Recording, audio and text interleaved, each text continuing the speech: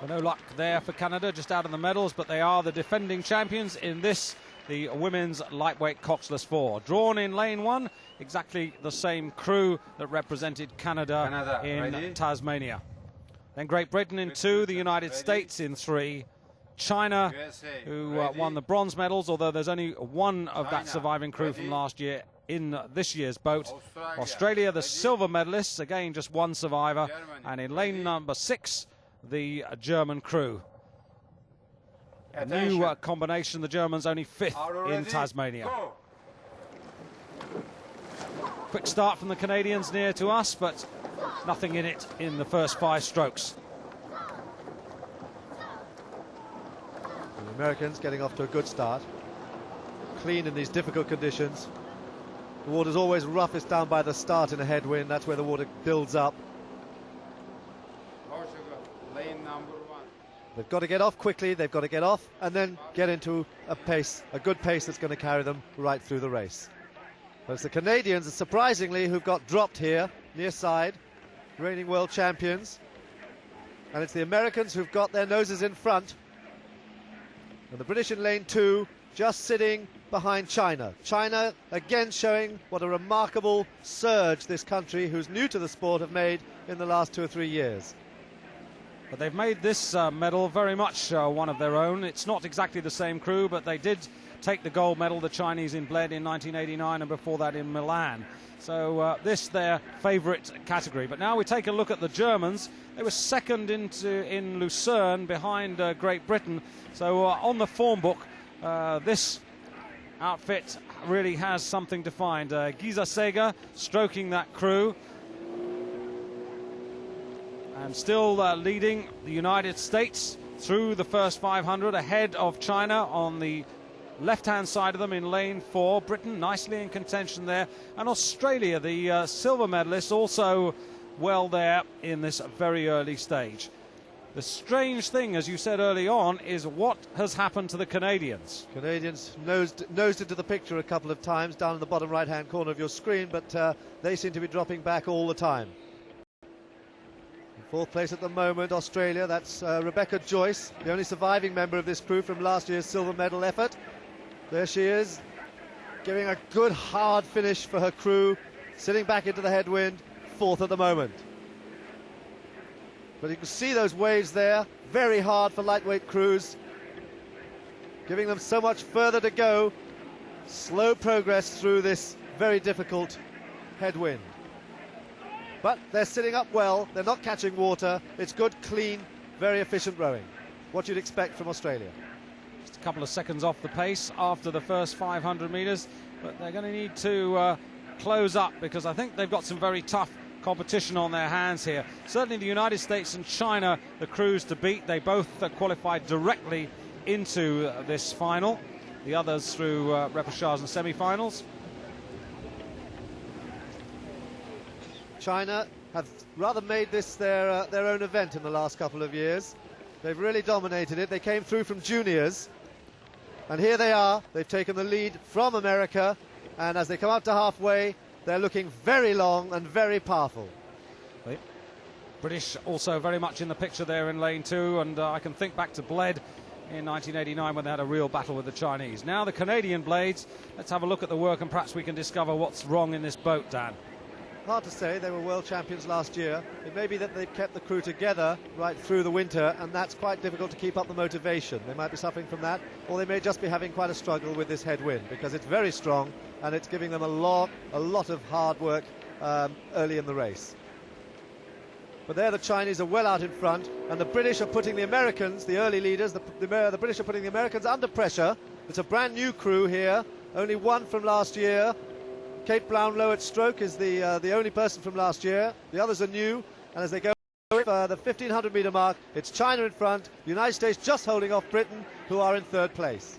Just under 2 seconds separating those 3 crews. Now there's a picture of Kate Brownlow setting the rhythm for that crew. Behind her, Anne-Marie Dryden, Claire Davis and Alison Brownless in the bow. Steering very difficult in these conditions. You can see how they're weaving a little bit. Now they're heading for the far side, for the far boys. Very difficult to get a good line. And that's having an effect on all the crews. It is one of the rowers in the boat who's having to steer with their foot. But it's very, very difficult. And in fact, the British have gone past the Americans, the early leaders. The British have gone past, they're into second place, and they're now putting pressure on the Chinese. They're old rivals from China. China still holding the lead, and they are overlapping the Chinese. Well, very interesting to see there that the British were right over on the left-hand side of their lane there, and not too far away from those American blades. Looking across there, you've got Ellen Mincer, who's stroking that American crew. She's very well aware of what's just happened. She's gone from first to third, and the Chinese are trying to pull away and get open water. And the British have got to stay with the Chinese. They've really got to work hard now through this third 100 to put the Chinese under pressure. This is what they did in Bled a couple of years ago, and the Chinese found that little bit extra. Look at the discipline in this crew. They're rowing technically extremely well, very long forward, and tremendous power with the legs. Very good use of the legs. Picking it up long. The British now putting them under pressure, though. The British have got a quarter of a length overlap. They're winding it up. Very inexperienced people in this British boat, so they're learning every stroke. But I've got to say, Dan, that as they come to the end of the third 500, even though they have closed it, the Chinese are still continuing to move faster than anybody else on the water. Nice shot from the reverse angle here. You could start to see the final stands, and a really good crowd out here in Vienna for the second day of finals. The Chinese winding it up again, and I don't think the British are going to be able to respond to this. And certainly the Chinese moved it at 500, didn't they? That last 500, the Chinese just changed gear and they opened up. Ooh, they took about a third of a length just in those 15 strokes. And the interesting thing here is perhaps the British, who've used a lot of energy there to try and close the gap on the Chinese, they're going to have to watch out on the Americans re-challenging them perhaps for the silver medal. Quick shot of the well down the field, but look at this performance from the Chinese. Xiaoli Liao really taking her crew home in some style. The British closed back again a little bit, but they're not going to catch these Chinese. They changed gear at 1500 and they've opened it right up. The British having to hold off the Americans, who are coming again. It's going to be quite a tight one there for second place. Chinese perhaps now, well, I think almost certainly, Dan, on their way to their first gold medal of these championships, and well deserved. A smart looking outfit, both in terms of their rowing and also their strip, which is perhaps one of the most attractive on the regatta course. Coming through now, the bow of the Chinese boat, moving really sweetly through this difficult water, and the margin of victory is impressive. So the gold medal they won in 1989, they've regained the title, as Great Britain now looks solid for the silver medal. I don't think the Americans have got any more to give, as we come up to the line now. Gold to China, silver to Great Britain, with the United States taking the bronze. And then on the far side, Germany ahead of Australia, with the Canadians, last year's champions, only sixth. And obviously something very wrong with that crew. But what delight from the Chinese. Very good display of headwind rowing. They kept their length, they kept their power in the water, they kept their cohesion, and it paid off beautifully.